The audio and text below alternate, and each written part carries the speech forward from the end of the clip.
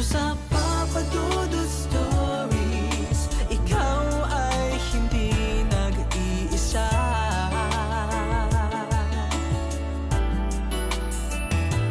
Dito sa Papa Dudut Stories, may nagmamahal sa'yo.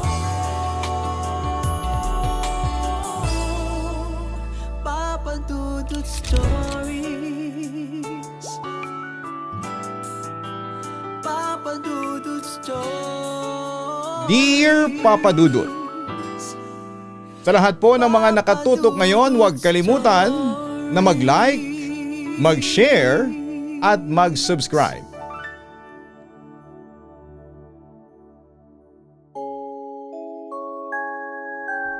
May mga lumang bagay tayong nakukuha na akala natin ay siyang magbibigay sa atin ng panibagong oportunidad sa ating buhay.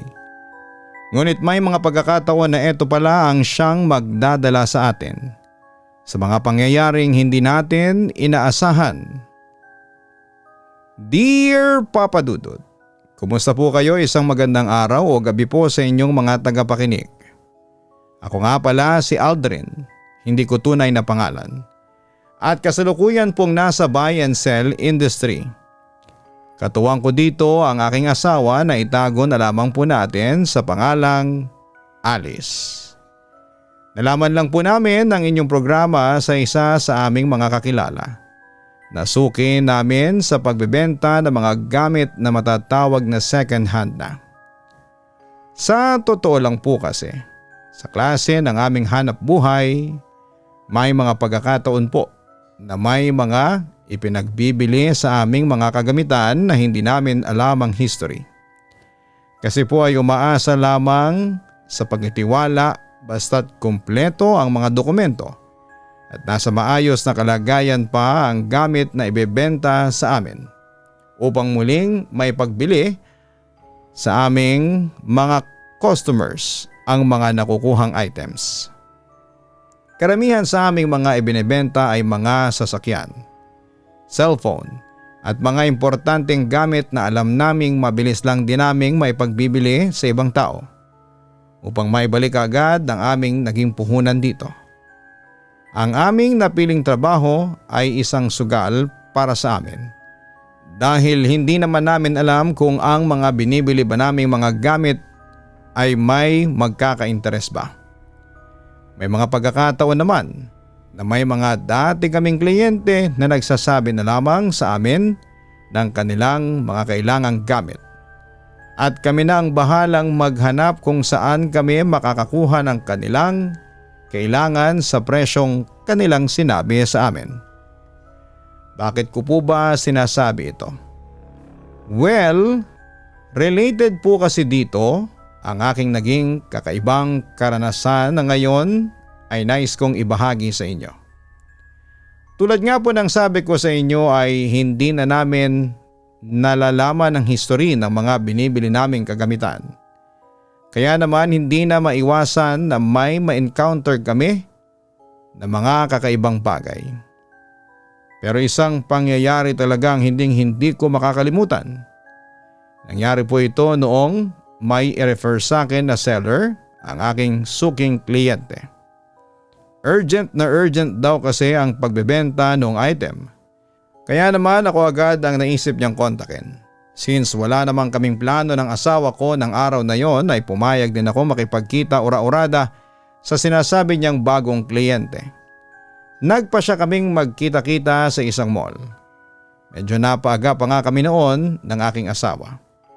Pagdating ng kakilala kong kliyente ay agad kong napansin ang kasama niyang lalaki.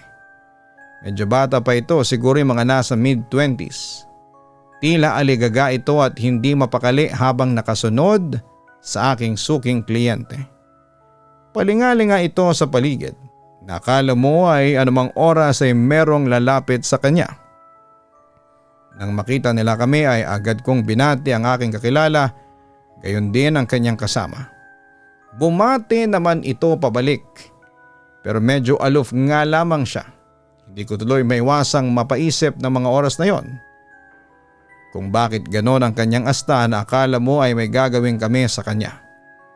Medyo nainis pa nga ako dito kaya hindi ko maiwasang punahin ang kilos niya at sabihan ito na wala siyang dapat na ipag-alala dahil legit naman kaming buy and sell agents. Kaya hindi namin siya lolokohin. Parang dito lamang siya natauhan at alanganing ngumiti sa akin. Medyo kabado lang daw siya dahil hindi pa alam ng kanyang daddy na ipagbibili niya ang kotse. Regalo daw ito sa kanya noong nakapagtapos siya. Parang doon ko pa lang siya naintindihan kaya naman nakipagbiruan na lamang ako sa kanya para medyo maging at ease ba siya sa pakikipag-usap sa amin. Agad naman niyang ipinakita sa akin ang mga dokumentong kailangan naming makita tulad ng Certificate of Registration nito. Kompleto naman ang mga kailangan namin kaya naman nagpunta na rin kami sa parking mall kung saan ay naroon ng sasakyan. Nang makita ko ito ay una kong napansin ang bagong-bago pa ang unit na ito at halatang hindi pa masyadong nagagamit. Para sa sinasabi niyang presyo sa akin ay murang-mura na ang benta niya sa akin. Napatanong tuloy ako sa kausap ko kung bakit niya ibinebenta ang ganito pa kagandang sasakyan. Dito ay bumalik siya sa kanyang tulirong estado. Nakala mo'y napakahirap ng aking tanong. Sa tingin ko naman kasi sa kanya ay may kaya siyang tao at hindi niya kailangan ng pera na pagbebentahan ng kanyang sasakyan. Ilang saglit pa ang lumipas bago siyang muling sumagot sa akin. Ayon sa kanya ay may balak daw kasi siyang bumili ng mas newest na unit ng kotse. Hindi din daw kasi niya type yung binili sa kanya ng kanyang daddy kaya naman kesa daw ma-stock lamang sa garahe nila ay ibebenta na lamang niya. Kahit nasa murang halaga. Sa mga sinabi niya ay nawala naman na ang aking pagdududa na kanina ay namumuo na sa aking isipan. Kahit naman kasi siguro sinong nasa ganitong industriya, kapag ganito ang binebenta sa amin ay talagang magdududa ka. Binulungan na din ako ni Alice ng mga panahon na yon na paldo daw kami sa ganong presyo at malaki ang kikitain namin. Kaya naman matapos ang ilang minutong pag-iisip ay tinanggap ko na ang kanyang kotseng ipinagbibili. Matapos naming magkabayaran ay agad na rin itong umalis kasama ang aking kakilala. Nagpasya naman kami ni Alice na i-test drive ang naturang sasakyan upang sa gayon ay malaman din namin kung ayos pa ang makina nito at maging ang takbo nito. Lahat ng features ng sasakyang iyon ay sinubukan namin. Maging ang radio nito sa loob. Nasa kalagitnaan na kami ng aming biyahe nang bigla na lamang gumaralgal ang tunog na mula sa radyo. Sinubukan ko itong ilipat sa ibang istasyon ngunit ganon pa rin po ito. Habang nagtatagal ay mas lalong lumalakas ito at naging static na masakit sa tenga. Mabilis kong pinatay ang radyo. At medyo nainis pa na sinabi sa aking asawa na sira yata ito at kailangan pang ipaayos. Irereklamo ko sana ito sa aking kakilala at akmang tatawagan na ito ngunit pinigilan ako ng aking asawa. Pwede naman daw kami na lamang ang magpagawa noon. Sa presyo ng pagkakabili namin dito ay maliit na halaga lamang daw ang pagpapaayos sa radyo ng sasakyan na yon. Sa isip ko din noon ay tama naman siya. Kaya hindi ko na ito pinansin pa. Ilang araw din ang inabot ng pagpapaayos namin nito. Nakapagtataka nga lamang dahil noong ipapagawa na namin ito ay natatawa kaming sinabihan ng paggawa na maayos naman ang radyo ng aming sasakyan kaya bakit namin kailangang ipagawa ito. Hindi na lamang ako kumibo noon ukol sa bagay na yon at sinabihan lamang ito na ayusin na lamang yon upang maggamit na. Nang matapos na ay agad kaming naghanap ng buyer at dahil nga bago pa naman ang sasakyang ito ay hindi naman kami nahirapang maghanap ng magkaka-interes dito. Nakiusap sa amin ang buyer namin kung pwede daw bang i-deliver namin ito sa kanilang subdivision. Dahil hindi nila maiwanan ang kanilang anak, magdadagdag na lamang daw sila ng bayad sa amin. Pumayag naman agad kaming mag-asawa sa gusto nila. Kinabukasan din ay dinala namin ito sa sinasabi nilang lugar. Nakita naman kaagad namin sila na nakaabang sa labas ng kanilang bahay kasama ang kanilang siguro ay nasa 1 taong gulang na anak.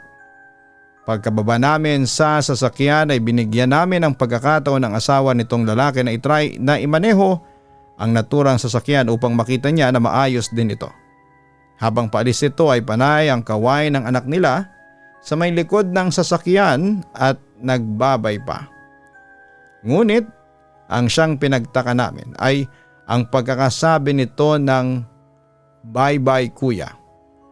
Nagkatinginan tuloy kaming tatlong naiwan doon. Sinong kuyang tinutukoy nito samantalang ang sakay lamang ng sasakyan ay ang kanyang ama. Tinawanan na lang namin ang sinabing yon ng bata upang ma-focus sa iba ang aming atensyon. Dahil aaminin ko po na medyo nakaramdam ako ng takot sa sinabi ng anak nila. Hindi nga ba at may kasabihan ng mga matatanda na ang mga bata na nasa ganitong edad ay bukas ang ikatlong mata at mas madalas na nakikita nila ang mga bagay na sa mata nating mga malalaki na ay hindi naman visible. Dinaan na lamang namin sa biro ang sinabi nito dahil baka naman namamalikmata lamang ito at imbes na daddy ay kuyang na itawag niya sa kanyang ama. Nang matapos suriin ng aming kliyente, ang sasakyan ay natuwa naman ito at mabilis namin itong naibenta sa kanila. Hanggang sa makaalis kami doon ay hindi ko maalis sa aking isipan ang nangyari kanina. Para bang may kung ano kasi sa kaloob-looban ng aking isipan na na-trigger sa sinabi ng batang yon. Natatawa na nga lang sa akin ang asawa ko dahil kung ano-ano daw ang naiisip ko sa simpleng bagay na yon. Huwag ko na daw masyadong pansinin pa yon dahil salitang bata lamang ito. Baka naman daw kasi tulad ng aming napag-usapan kanina ay aksidenteng natawag na kuya lamang nito ang daddy niya. Kaya hindi ko na daw dapat pang pagtuunan ng pansin ang ganong kasimpleng bagay. Bagaman at may agam-agam ako ay mas pinili kong ipagsawalang bahala na lamang ito. Dahil baka tama nga naman ang aking asawa. Ayaw ko ding problemahin ang aking sarili sa mga ganitong kasimpleng bagay. Bastang mahalaga sa amin ang oras na yon, ay nabawi namin ang aming puhunan at kumita pa kami ng malaki dito. Nag-celebrate kami mag-asawa dahil sa panibago na naman naming success sa aming negosyo. Akala namin ay magtutuloy-tuloy na ang ganitong kasiyahan namin. Ngunit hindi pa pala. Ilang araw pa lamang matapos naming maibenta ang sasakyang yon, ay nakatanggap kami ng tawag mula sa aming buyer. Nung una ay nagtataka pa kami kung bakit sila tumatawag.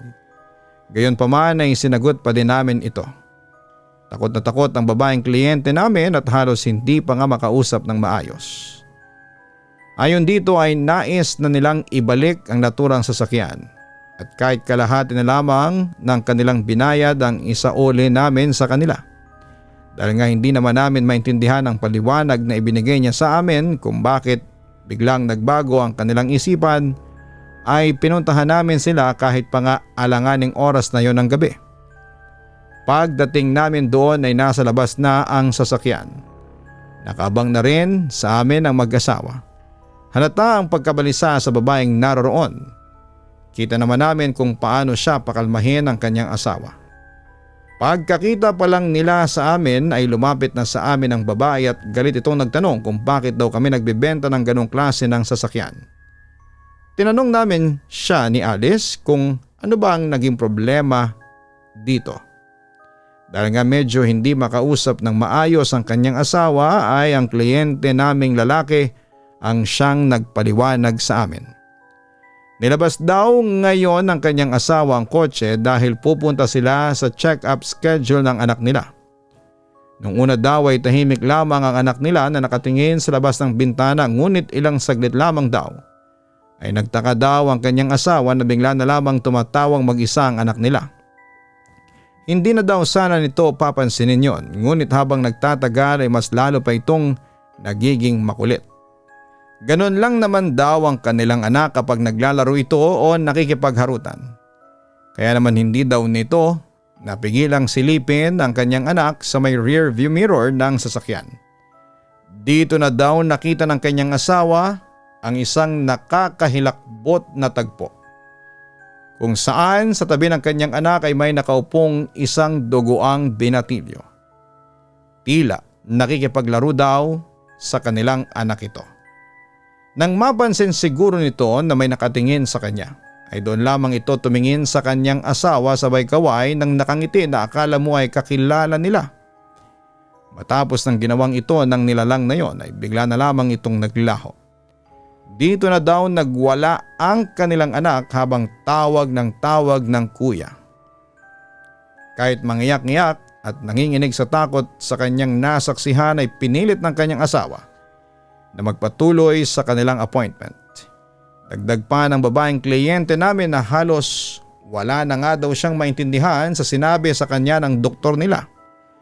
Ayaw na daw niyang maranasan ulit yon, kaya naman iniwanan na niya doon ang kanilang bagong sasakyan at ipinakuha na lamang ngayong gabi sa kanyang asawa. Hindi ko naman alam kung ano ang aking sasabihin dahil maging ako ay hindi din makapaniwala sa sinasalaysay nilang ito. Sa loob naman kasi ng ilang araw na hawak namin ang sasakyan at sinusubukan ito ay wala kaming ganong karanasan. Mukhang seryoso sa pagkakasauli ang mag-asawa kaya naman wala akong nagawa kundi ang kunin pabalik ang sasakyan. Si Alice na ang pinagmaneho ko ng sasakyan na dala namin habang ako naman ang siyang nagdala pa uwi ng sasakyang sinauli sa amin. Habang nasa biyahe ay hindi mawala sa aking isipan ang kwento ng mag-asawa. Hindi ko tuloy maiwasang mapatingin sa rearview mirror ng sasakyang yon. Parang gusto ko pa nga pong batukan ang aking sarili dahil kung ano-anong senaryo ang naiisip ko. Upang mawala sa aking isipan ang mga bagay na yon ay nagpatugtog na lamang ako ng radyo. Medyo effective naman dahil nalibang ako. Pakanta-kanta pa ako noon sa kotse at medyo feel pa nga ito. Nang walang ano-ano'y may narinig akong kakaiba. Napatigil ako sa aking pagsabay sa kanta at pinakinggan ang aking paligid.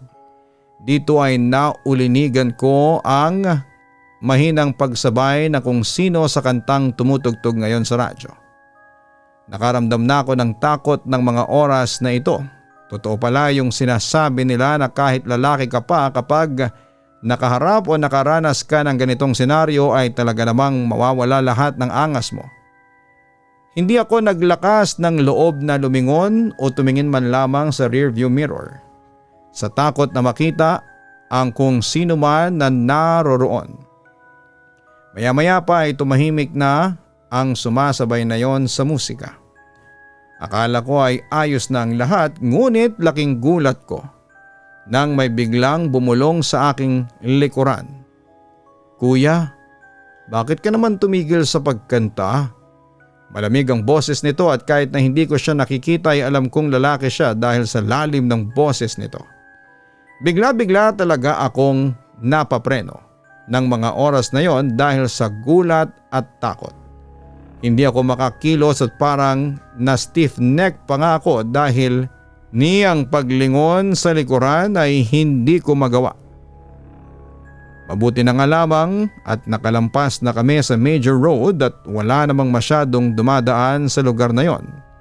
Kaya nakaiwas din ako sa aksidente. Kahit naka-aircon ako sa loob ay ramdam ko ang pagdaloy ng pawis sa aking buong katawan. Pinipilit kong pakalmahin ang aking sarili ngunit bigo ako na gawin ito. Napayuko na lamang ako at napapikit sa may manibela ng kotse. Todo dasal talaga ako na sana ay mawala na ang sinumang nasa likuran ko ngayon.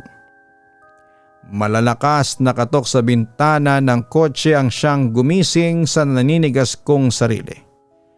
Nang sulyapan ko kung sino ito ay nakita ko si Alice na nag-aalalang nakatingin sa akin. Binuksan ko ang pintuan ng kotse at walang kalingon-lingon sa likod na bumaba dito. Agad nagtanong ang aking asawa kung ano ang nangyari sa akin at bakit daw bigla na lamang akong huminto out of nowhere. Ikinuwento ko sa kanya ang lahat ng naranasan ko kanina lamang. Matapos kong ilahad ang mga nangyari ay walang reaksyon ang aking asawa. Para bang pinoproseso pa niya ang lahat ng mga sinasabi ko. Hanggang sa natatawa lamang ako nitong tinapik sa balikat at sinabing nice joke daw. Gusto kong mainis kay Alice sa inaasal niya ngayon, ngunit hindi ko din naman kasi siya masisisi dahil parang hindi naman talaga makatotohanan ang panggagambala ng ganitong mga yumaong individual sa mga taong nabubuhay pa. Baka daw guni-guni ko lamang ang lahat at nadala lamang ako ng kung ano ang dinahilan sa amin ng mag-asawang buyer namin noong una. Huwag daw akong magpaniwala sa mga ganong kwento. Bagaman at alam ko sa aking sarili na hindi yon guni-guni lamang. Hindi ko naman magawang kontrahin ang aking asawa. Bukod sa hindi siya naniniwala sa ganong mga kababalaghan ay wala din akong pruweba ng aking naging karanasan. Kaya naman kesa humaba pa ang diskusyon namin ay mas pinili kong tumango na lamang sa kanyang mga sinasabi. Muli akong bumalik sa loob ng kotse kahit pa nga takot ako at muli itong in-start. Pinatay ko na rin ang musika ng aking pinakikinggan just in case na maisipan na naman ng kung sinong kaluluwang yon na nasa kotse na sumabay. Pagdating namin sa bahay ay bumaba na agad ako ng sasakyan. Plano kong kontakin ang dating may-ari ng sasakyang ito upang malaman kung ano ba talaga ang history ng kotse. Ngunit bigo akong mahanap ang taong yon. Sinubukan ko din siyang ipagtanong sa kliyente kung nagpakilala sa akin sa taong yon, ngunit maging ito ay hindi din alam kung paano ko ito mahahanap. Hindi ko tuloy alam ang gagawin sa sasakyang yon dahil parang hindi naman tama na ipagbili ko pa ito kahit alam kong may something dito. Nagpasya akong igarahin na muna ang sasakyan sa aming bahay hanggat hindi ako sigurado sa kung ano nga ba ang kababalaghang bumabalot dito. Ngunit dahil magkaiba nga kami ng opinyon ng aking asawa ay naging dahilan din ito ng aming hindi pagkakaunawaan. Kahit ilang ulit ko na kasing pinaliwanag sa kanyang lahat ay hindi talaga siya naniniwala sa akin. Madalas ay hinahayaan ko na lamang siya upang hindi na lumala pa ang gulo. Ang ginagawa ko na lamang ay tumatambay kung saan sa bahay habang nagpapalipas ng init ng ulo. Ngunit ng gabing yon nangyari ang isa sa mga hindi namin makakalimutang bahagi ng aming buhay. Nang gabing yon ang asawa ko ang umalis ng bahay. Galit na galit itong sumakay sa pinag-aawayan naming sasakyan. Patutunayan daw niya sa akin na ang anumang mga naranasan at sinasabi kong nakita ko dito ay bunga lamang ng aking imahinasyon. Tinangka ko pa siyang pigilan ngunit buo na ang kanyang loob sa gusto niyang gawin. Mabilis niyang pinatakbo ang sasakyan palabas ng aming garahe. Wala akong nagawa kundi ang pagmasdan lamang ang papalayong imahe nito. Sinubukan ko siyang hintayin ngunit nakatulugan ko na ang paghihintay ay hindi pa rin siya bumabalik. Kalagitnaan ng gabi nang marinig kong tumunog ang aking telepono. Pupungas-pungas kong sinagot ito ngunit nagising din ang aking diwa nang marinig ko ang sinabi ng nasa kabilang linya. Naaksidente ang aking asawa at ngayon ay nasa hospital ito. Pagkababa ko ng tawag ay mabilis akong kumilos at umalis upang tunguhin ang lokasyon kung saan ay nakakonfine ang aking asawa. Pagdating ko dito ay may malay na siya at kita ko ang sugat sa iba't ibang bahagi ng kanyang katawan. Naiiyak siyang nakatingin sa akin na parang humihingi ng paumanhin. Agad ko naman siyang nilapitan at niyakap sabay tanong kung ano nga bang nangyari sa kanya. Ikinuwento niya na habang nagmamaneho daw siya ay nakaramdam siya ng kakaibang lamig sa sasakyan. Kahit anong pag-a-adjust daw ang kanyang gawin sa aircon ay hindi nawawalang nakakakilabot na lamig na kanyang nararamdaman. Dito na daw siya napatingin sa rear view mirror ng sasakyan. Doon ay may nakaupong isang binatilyo, tahimik lamang ito noong una na nakayuko habang nakayakap sa kanyang mga tuhod. May masangsang na amoy din na bumabalot sa paligid ng sasakyan na halos mapatakip siya ng kanyang ilong. Ilang saglit pa nga ay narinig na daw niya ang mahihinang hikbi mula sa kanyang likuran. Ramdam na ramdam daw niya ang paghihinagpis ng kung sino man ang gumagawa ng ingay na yon. Bagaman at natatakot siya ay hindi niya mapigilan ang kanyang sarili na makaramdam ng awa dito. Kaya naman kahit kinakabahan ay nilingon niya ang upuan na nasa likuran. Tumigil muna siya sa gilid na bahagi ng kalsada upang tingnan itong maigi. Marahil ay naramdaman nito na may nakamasid sa kanya kaya naman nag-angat ito ng tingin. Tila nakasilip lamang ito kaya naman hindi niya masyadong makita ang itsura nito. Maya-maya pa ay bigla itong nagsalita na gusto ko nang umuwi, iuwi mo na ako sa amin.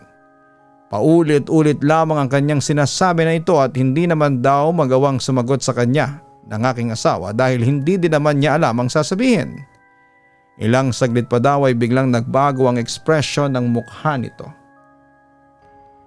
Ang kaninang paghihinagpis ay napalitan ng galit. Ang kaninang sinasabi niyang gusto ko nang umuwi ay napalitan ng mga katagang kasalanan mo ito. Kitang-kita daw ang galit sa mukha nito at lumalim ang kanyang paghinga. Dito na rin daw niya nakita ng husto ang itsura ng binatilyo. Kumpara kasi kanina na nakayuko siya, ngayon ay mas nakaupo na ito ng maayos. Inilarawan ito ng aking asawa sa akin. Suot nito ang isang uniforme na pumasok sa paaralan. Ngunit kung saan ito ay hindi niya mamukhaan. Duguan ang binatilyo. Ang kanyang buhok ay tila nagdikit-dikit na nga dahil sa dugong nagmumula sa kanyang ulo na tila may uka pa nga. Pulang-pula din ang kanyang mga mata. Ang kanyang kaliwang kamay ay nakaanggulo sa kakaibang posisyon. Matiim ang mga tingin nito sa aking asawa na akala mo ay gusto siya nitong saktan. Ramdam na daw niya ang kabog ng kanyang dibdib dahil sa takot sa maaring mangyari. Iba na kasi talaga ang pakiramdam niya ng mga oras na yon, tulad ng aking nararamdaman noong una. Nakaramdam din siya ng panlalamig sa katawan ngunit ang pawis niya ay tagaktak sa sobrang kaba. Tila napapikit lamang siya ng sandali ay nawala na raw sa kanyang harapan ang binatilyong yon. Akala niya ay ayos na ang lahat ngunit nagulat siya. Nasa may passenger seat ay bigla umanong lumitaw ang binatilyong yon habang galit na sumisigaw na kasalanan mo ito at bigla siyang sinugod. Dala na rin ang pagkakataranta ng aking asawa ay naapakan niya ang silinyador ng sasakyan na siyang naging sanhi ng kanyang pagkakaaksidente. Nawala din daw na parang bula ang kaluluwa ng binatilyong yon matapos ang aksidente. Hingi siya ng hingi ng tawad sa akin dahil hindi daw niya ako pinaniwalaan. Sinabi ko naman sa kanya na wala na yon at ang mahalaga lamang sa akin ngayon ay ang malaman na ligtas siya kahit pa nga may mga galos siya. Matapos naming mag-usap ay kinontak ang kliyente ko na siyang nag-refer sa may-ari ng sasakyan na yon. Ibabalik namin dito ang sasakyan kahit pa nga hindi na namin makuha ang puhunan namin. Nang mga oras na yon ay hindi na importante sa akin ang pera. Ang gusto ko lamang ay bumalik sa dati ang tahimik naming buhay. Nang sumagot ito ay ikinuwento ko sa kanya ang lahat ng mga nangyari sa amin ng aking asawa. Nangako naman ito na tutulungan akong mahanap ang may-ari ng sasakyan na yon sa abot ng kanyang makakaya. Habang nagpapagaling ang aking asawa ay naghintay na lamang kami ng balita mula sa aming kliyente. Ilang araw din marahil ang lumipas. Ay binalikan niya ako at sinabihan na nahanap na niya kung nasaan ang nagbenta sa amin ng kotseng yon. Sinabi ng aking suking kliyente na magkita kaming tatlo sa parehas na mall kung saan ko ito ibinenta sa kanya. Gamit ang tila isinumpang sasakyan na yon, ay nagtungo ako sa lokasyon na aking pupuntahan. Habang nagbabiyahe ay tahimik kong kinakausap ang sinumang binatilyo na yon na siyang nagpabago sa buhay naming mag-asawa. Sinabi ko dito na ang gambalain na lamang niya ay ang sinumang may atraso sa kanya at naway sa gagawin kong pagbabalik ng sasakyang yon ay matigil na rin ang kanyang pagpaparamdam sa amin. Tila narinig naman ako nito dahil nakaramdam ako ng lamig sa paligid. Saglit lamang ito na tila ba kinumpirma lamang nito na naintindihan niya ang aking sinasabi. Pagkarating ko sa mall ay nakita ko na agad ang may-ari ng sasakyang yon. Nang makita niya ako ay parang nais pa nitong manakbo, ngunit mabilis ko siyang nilapitan at ipinahawak ang susi ng sasakyan dito. Sinabi ko ditong sa kanya na ulit ang sasakyan niya Wala akong hihinging kapalit basta bumalik lamang ang tahimik naming pamumuhay ng aking asawa. Dito na naiyak ang may-ari ng sasakyan na yon. Kung bakit yon ay hindi ko na binalak pang alamin. Iniwan ko na sila ng aking suking kliyente sa mall at naglakad na papalayo upang mag-commute na lamang pabalik sa ospital kung nasaan ang aking asawa. Pagdaan ko sa kotse ay naaninag ko ang kaluluwa ng binatilyong yon. Galit ang tingin niya sa may-ari ng kotse. Hindi ko naman na ito pinansin at nagtuloy-tuloy na sa aking paglalakad. Matapos ng pagsasauli kong yon ay nawala na rin ang pagpaparamdam ng binatilyong multo. Ang huli kong naging balita sa may-ari ng kotse ay nag-confess ito sa aking kliyente na nakahit and run ito ng isang estudyante bago niya ibenta ang sasakyan. Sa takot daw nito na mabalikan siya sa nangyaring insidente ay itinago niya ito at ipinagbili ang sasakyan. Pinayuhan na lamang siya ng aking suking kliyente na magsabi ng totoo sa mga pulis sa kanyang nagawang kasalanan. Matapos noon ay hindi na sila muling nagkausap pa.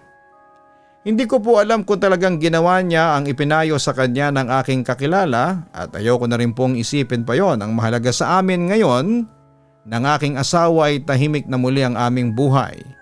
Naging aral din sa akin ang kaganapang yon upang maging mapanuri sa aming mga bibilhing kagamitan.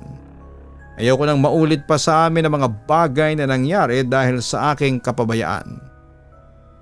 Hanggang dito na lamang po ang aking istorya, Papa Dudut. Maraming salamat po sa inyong oras at pakikinig. Lubos na gumagalang, Aldrin. Sa bawat luma na gamit na ating nakukuha, may mga pagkakataon na dapat nating alamin ang anumang pinanggalingan nito. Matuto tayong maging mausisa lalo pa nga at kung katulad ni Aldrin ay nasa ganong industriya tayo. Dahil minsan ang mga lumang gamit na ito ang siyang nagtataglay ng istorya ng mga dating nagmamay-ari sa kanya. At sa bawat kwentong ito ay maaaring may nakatago palang isang lihim na naghihintay lamang ng tamang panahon upang siya ay mabunyag sa iba.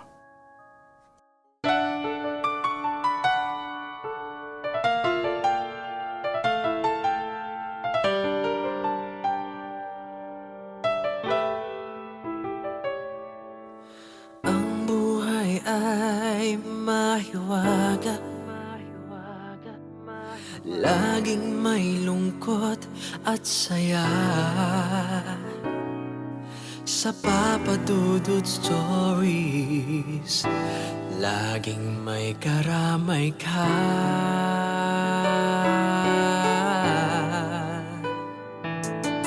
Mga problemang kaibigan, dito ay pakikinggan ka. Sa Papa Dudut Stories, kami ay iyong kasama. Dito sa Papa Dudut Stories, ikaw ay hindi nag-iisa.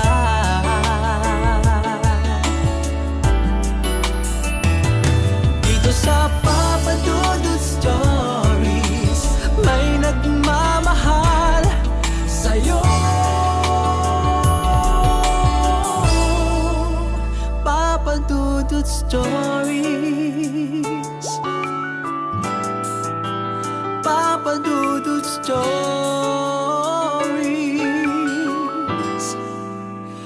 Papa Dudut Stories.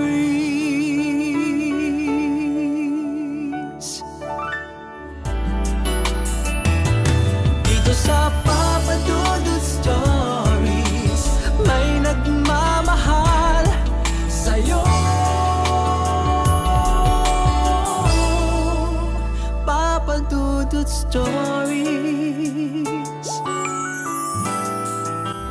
Papa Dudut Stories. Hello mga ka-online, si Papa Dudut po ito. Nag-enjoy ka ba sa ating kwento ngayong araw? huwag kalimutan na i-share, mag-like at mag-subscribe. Maraming salamat po